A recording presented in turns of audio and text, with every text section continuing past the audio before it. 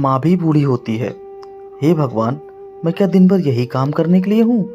सबके पास अपने काम है, बस मैं ही अकेली फ्री हूँ इस घर में। प्रेमलता जोर जोर से चिल्ला रही थी। उसकी आवाज़ सुनकर उसका पति सुशील कमरे के बाहर आया। क्या हो गया? तुम ऐसे क्यों चिल्ला रही हो? संभालो अपनी माँ को। फिर से सारा सामान बिखेर दिया। जब कोई काम होता ही नहीं है तो करती ही क्यों है? प्रेमलता, क्या कह रही हो तुम? माँ बूढ़ी हो गई हैं, उनसे अब इतना काम नहीं होता है। हाथ कांपते हैं तो सामान बिखर जाता है। तो ना ही करे काम। हमने कब कहा काम करने के लिए? खामखा मेरा काम तो बढ़ जाता है ना।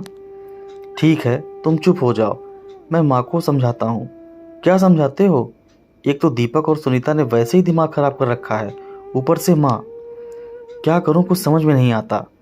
तुम बस शांति बनाए रखो, नहीं तो बीमार पड़ जाओगी। बाकी मैं देखता हूँ। कहकर सुशील माँ के कमरे में चला गया। देखा तो माँ कमरे की खिड़की के पास बैठी हुई खिड़की में से बाहर झांक रही थी और खुश हो रही थी। कभी ताली बजाती तो कभी उदास हो जाती। सुशील ने खिड़की के पास जाकर देखा तो कुछ बच्चे बाहर खेल रहे थे। माँ शायद उन्हीं को देख देख कर खुश हो रही थी। सुशील ने माँ के सिर पर हाथ फेरा तो माँ ने उसका हाथ पकड़ लिया और अपने पास ही बिठा लिया।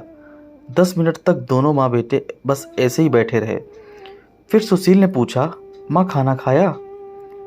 माँ सुशील की तरफ एकटक देखने लगी। शायद उनकी आंखों में यह सवाल था कि बेटा तूने आज तक तो नहीं पूछा, भला आज कैसे? सुशील माँ के इस सवाल को समझ चुका था।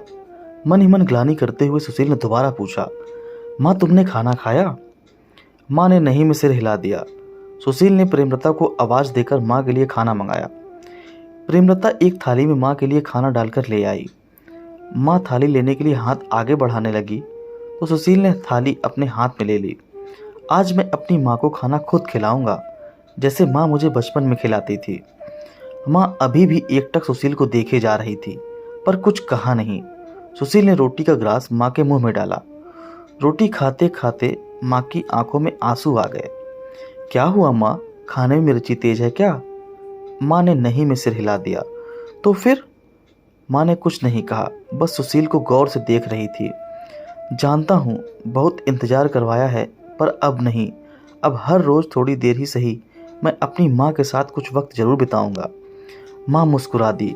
सुशील ने खाना खिलाया और माँ को लेटाकर अपने कमरे में आ गया, जहाँ प्रेमलता पहले से ही बैठी हुई थी। माँ सो गई? नहीं, बस अभी लिटा कर आया हूँ, सो जाएंगी। पता है वह मुझे पहचान नहीं पा रही हैं, पर फिर भी आज माँ के चेहरे पर सुकून था। क्यों नहीं होगा?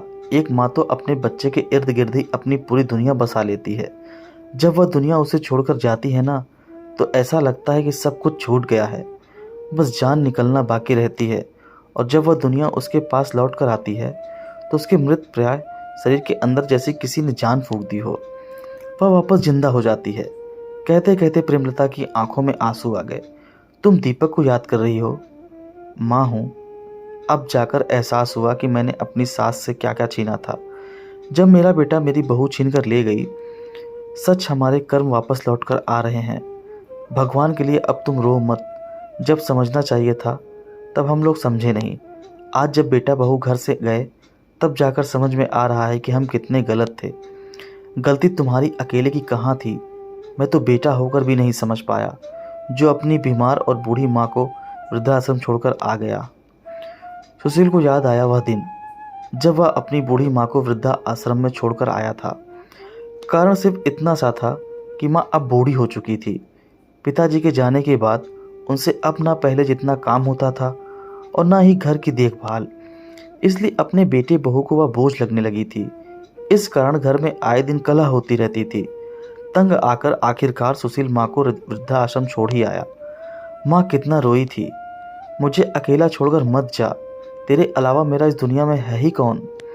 भगवान के लिए अपनी माँ पर तरस खा, पर सुशील अपनी रोती बिलखती माँ को अकेला छोड़ ही गया। बस यह सदमा माँ के दिल पर बैठ गया था। अब वृद्धा आश्रम से फ़ोन आते थे, आपकी माँ की तबीयत ठीक नहीं है, आपसे मिलना चाहती हैं। पर सुशील और प्रेमलता कोई ना कोई बहाना बनाकर टाल देते। एक दो बार वृद्धा आश्रम वालों ने फ़ोन किया कि आपकी माँ की मानसिक स्थिति ठीक नहीं है, लेकिन जब सुशील और प्रेमलता में मिलने की भी जहमत ना उठाई तो आखिरकार उन लोगों ने फ़ोन करना बंद कर दिया और इधर सुशील और प्रेमलता ने तो माँ का अस्तित्व ही भुला दिया। लेकिन समय का पहिया तो चलता ही रहता है। आज आप जवान हैं तो कल आप भी बूढ़े होंगे ही।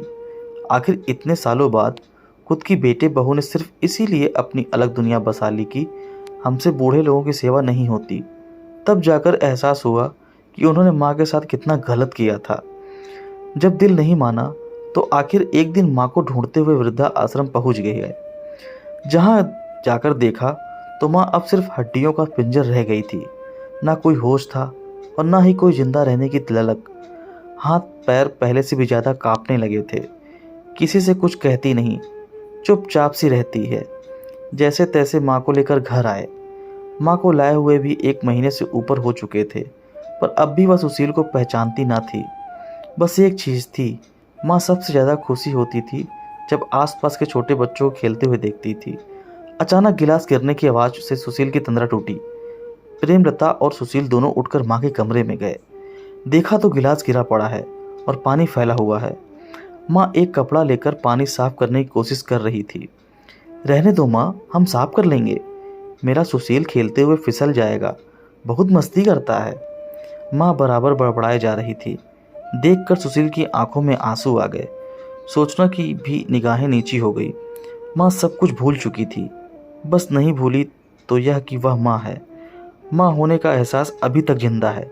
सच है, माँ बूढ़ी होती है, पर माँ होने का एहसास कभी बूढ़ा नहीं होता। दोस्तों, उम्मीद करता हूँ यह भावुक कहानी आपको पसंद आई होगी। अगर पसंद आई हो तो वीडियो को लाइक करें, शेयर करें और चैनल पर नए हो तो चैनल सब्सक्राइब करना ना भूलें। धन्यवाद।